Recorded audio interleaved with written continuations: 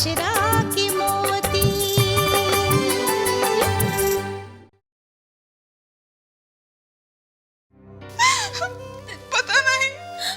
पता नहीं हमार बेटी सही सलामत हो कि ना।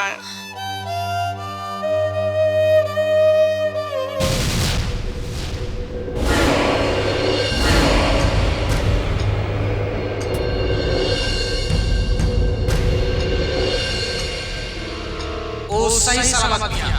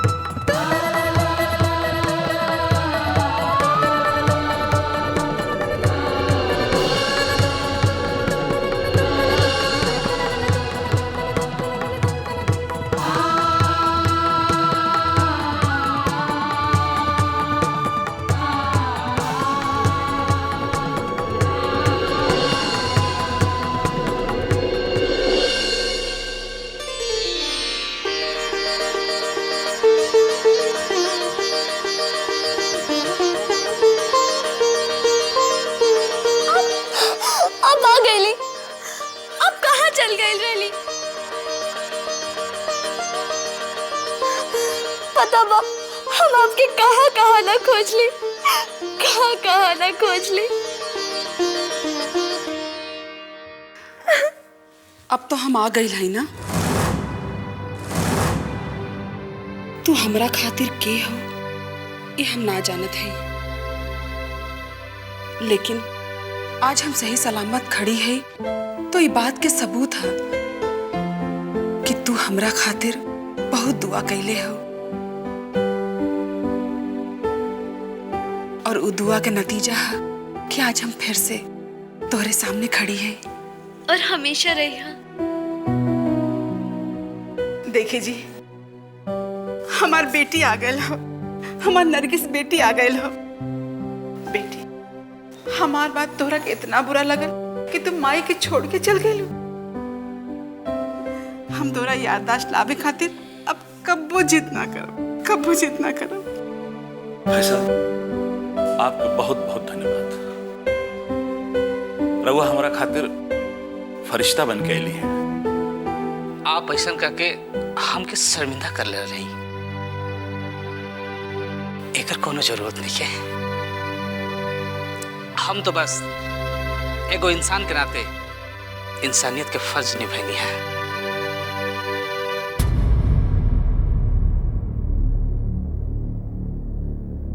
देख लो, इनका कहल जाला इंसानियत।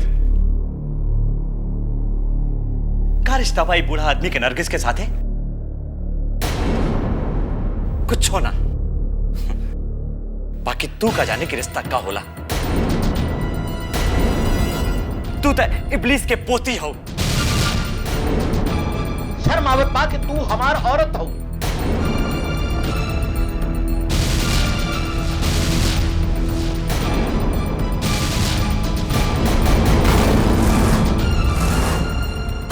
बाबा हमें घबरा मत, इनकर पहनावा पे मत जा। ये जरा दूसर किस्म के बाबा हमें। ये बाबा बहुत फैशन में रहेलन, बाकी इलाज बहुत बढ़िया करेलन। हमार याददाश्त तो ना वापस लौटल है, लेकिन इतना दिन में जौन जौन भी हमरे संगे भइल है वो हम जिंदगी भर ना भूल सकीला।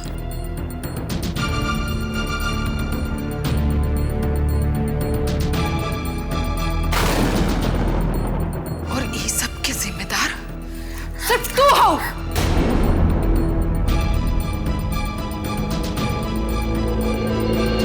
का कहले रहलू क्यों एक बाबा है हमारी याददाश्त के इलाज करे?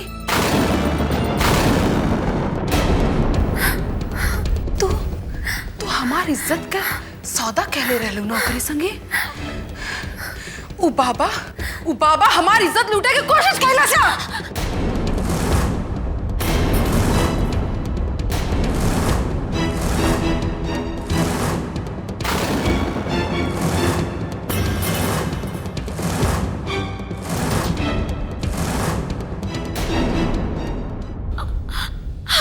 क्या चाहत रही।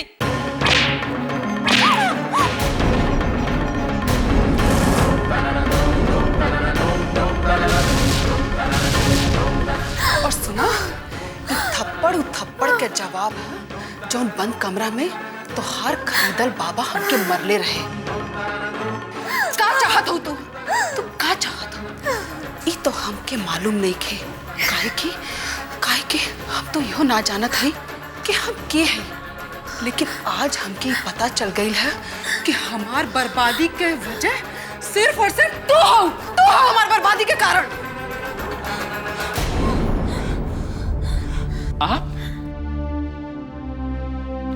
आप ये सब कहली, लेकिन का है? अपना मतलब से।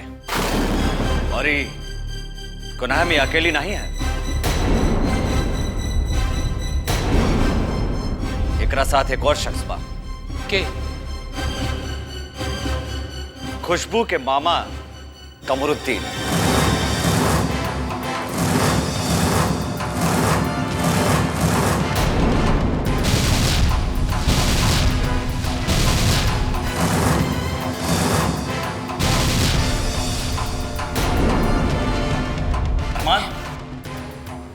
यह है तोहार बर्बादी के सामान, वो कागजात जो हम पैसा देके कमरुद्दीन से खरीद ले हैं।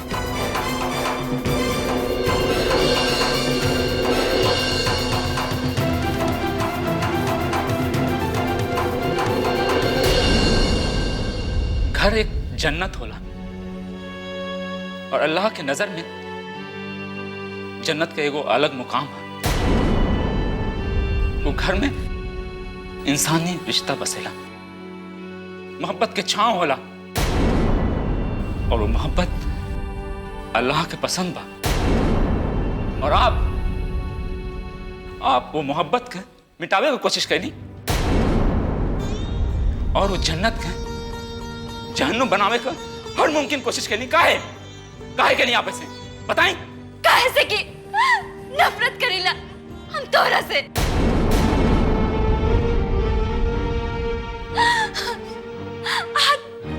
आप सबके आज हमार कारनामा नजर आवत बा।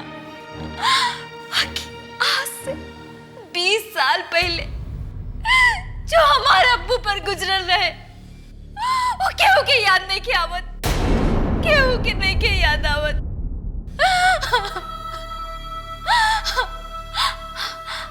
हमारी याददाश्त ठीक बा, हमके सब कुछ याद बा। हमार अम्मी हमार अब्बू के मोहब्बत में रोहत बिलखत रही, तड़पत रही। हमार अब्बू अपन बेबसी के रो रो के सबसे चिल्ला चिल्ला के कहते हैं, हम बेकसूर हैं, हम बेकसूर हैं। वो बेबसी, वो चीखल चिल्लाई हमार कान में आज भी गूंज रहा बा।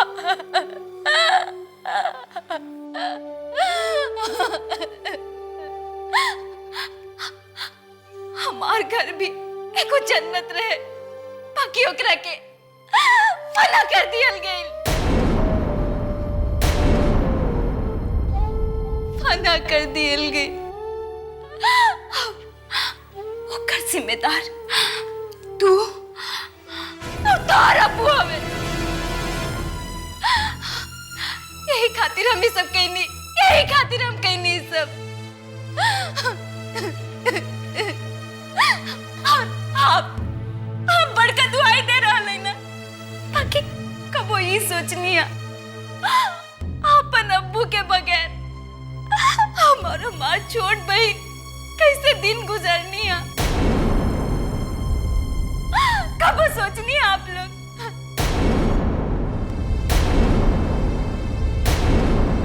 कहाँ गिला आप सबकी इंसानियत?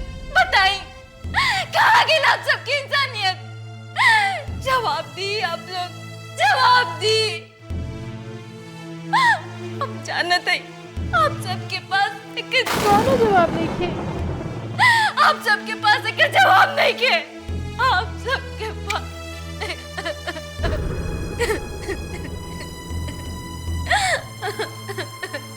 बेटी कौन गलतफहमी तोरा के नफरत करे वाला इंसान बना देलस। अरे तू केकरा के कसूरवार समझत बाड़ो?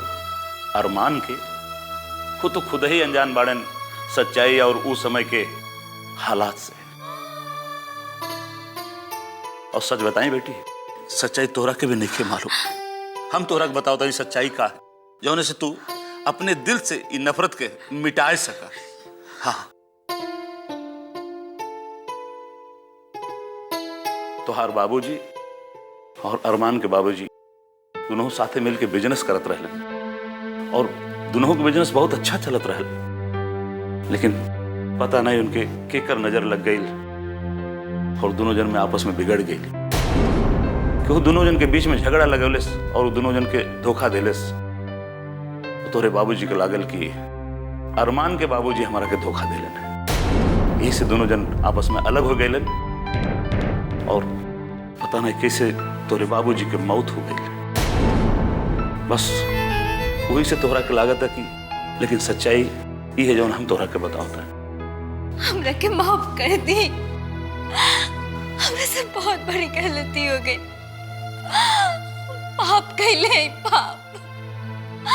आप लोग हमके जैसा सजा देवल चाहे हमके मंजूर बा। बाकी हमके माफ कर दी, हमके माफ कर दी, हमके माफ कर दी।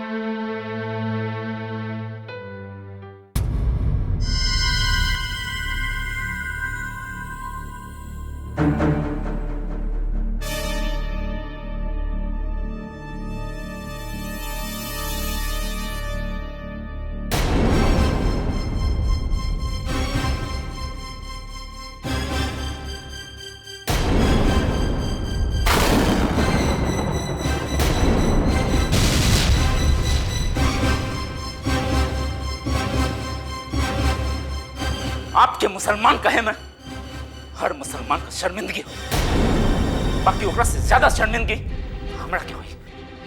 कैसे कि आप खुशबू का मामा हैं। हम सुनले रहनी कि गैर तबका में एगो कंस मामा रहे जे अपने ही घर के बर्बाद कर देले रहे। लेकिन आपका किरदार इस साबित कर देले कि ना, हर तबका में ना, हर घर में, हर कौम में एक आपका जैसा कंस मामा होला।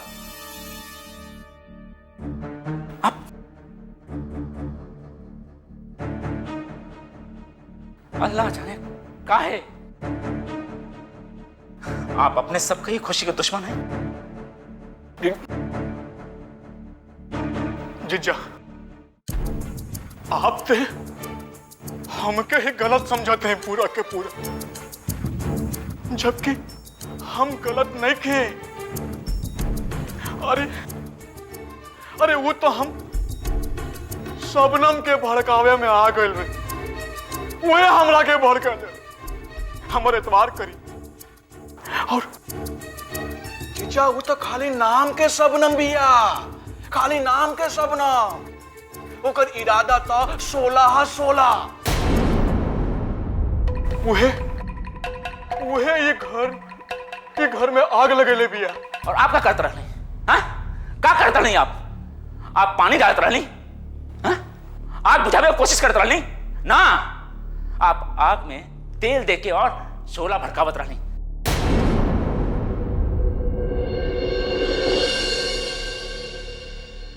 हम कबू आपसे कोनो शिकायत ना करी। हम सब कुछ पहले से ही जानत रहनी कि आपके खातिर कि ई आपका ईमान, ई और आपका खातिर था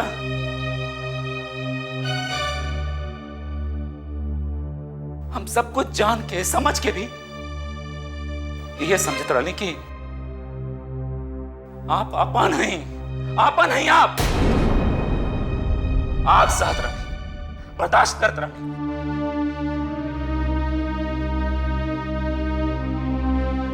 खुशबू का मामा, आप तो हद कर देली। का कमी रहा, का ऐसा चीज आप मांगले रहली जब मना कर देली और ओकर बदला में आप इस तरह से घर से बदला ले ली। आपको एको बार खुशबू का ख्याल ना आए? खुशबू के एक एक आंसू का जिम्मेदार आप हैं। हमारे मासूम दीद पर भइल इस सितम का जिम्मेदार आप हैं। एक घर का खुशी लूटे वाला आप हैं। आप, अरे लानत था आप पर और आप जैसे रिश्तेदार पर। जीजा आप तो एक के बार सारा लानत देते।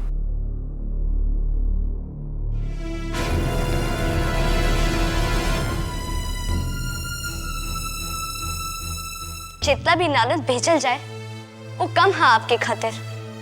काहे से आपकी तो हर चीज ज्यादा चाहिए ना, और जब दौलत के भूख ज्यादा होला तो अल्लाह के लानत बोनस में मिलेला।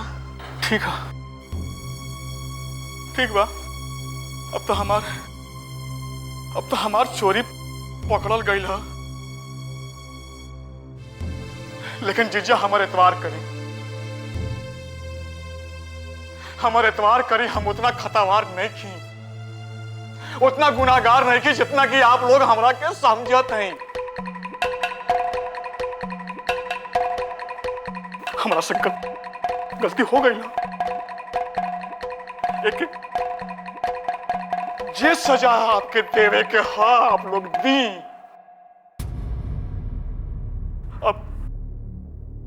अब हम घर छोड़ के जाते हैं।